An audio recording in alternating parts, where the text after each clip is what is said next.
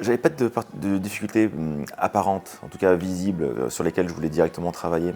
Euh, j'ai rencontré en fait Nicolas sur le Facebook lors du premier confinement, et c'est là où il a commencé à faire son premier Leader Time en fait en avril-mai en 2020, et j'ai vu donc ce qu'il était capable d'apporter.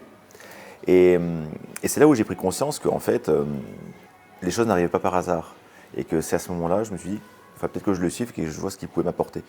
Et à travers le programme de Leader Time, je n'ai pas eu tort. J'avais un projet que je commençais à réfléchir depuis mars. Et en échangeant avec Nicolas, je me suis dit qu'il avait des choses à m'apporter pour faire éclore ce projet-là.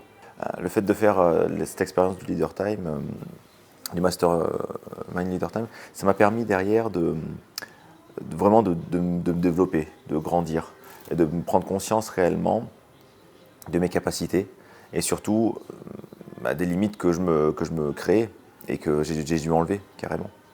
Cette simplicité, cette authenticité, euh, cette capacité à aller vers les autres en toute humilité et surtout cette bienveillance aussi.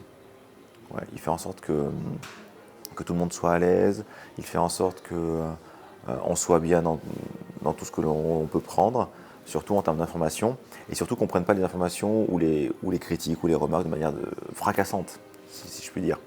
Il fait vraiment attention à que chacun trouve sa place et que chacun se sente à l'aise. Moi, ce qui me marque le plus, en fait, il y a deux choses qui me marquent le plus, c'est les entretiens individuels et ce sont les séminaires. D'une part, entretien individuel parce que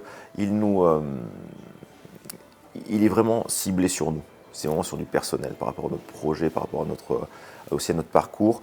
Et il répond vraiment à nos problématiques individuelles, ce qui nous aide à grandir et à évoluer par rapport à ça. Ensuite, le collectif, c'est-à-dire que tout ce qu'on a pu voir avant dans tout ce qui était donc individuel, on le met aussi en place dans le collectif. Et c'est ce qui fait aussi bien cette mayonnaise. C'est-à-dire qu'on travaille individuellement, vraiment sur nos faiblesses et sur nos points forts. Et du coup, on arrive à le mettre ensuite en application avec le collectif. Et on arrive à le partager. Et c'est ça qui est encore davantage merveilleux, si je puis dire, parce que dans cet échange, tout le monde est à l'écoute et tout le monde partage. J'ai grandi sur la manière de répondre à des problématiques, sur la manière donc de réfléchir, sur la manière d'anticiper. J'ai grandi sur différentes formes, tout en restant moi-même. Nico, je ne le connaissais pas, il y a plus d'un an. Je l'ai vraiment découvert et je me suis laissé aller. Et par rapport à ça, je me suis laissé aller, je me laissais attirer vers lui. Et par rapport à ça, donc, je ne peux que le remercier parce qu'il m'a permis vraiment de grandir et d'avancer dans ce que je veux faire. Et il n'y a rien de mieux pour moi.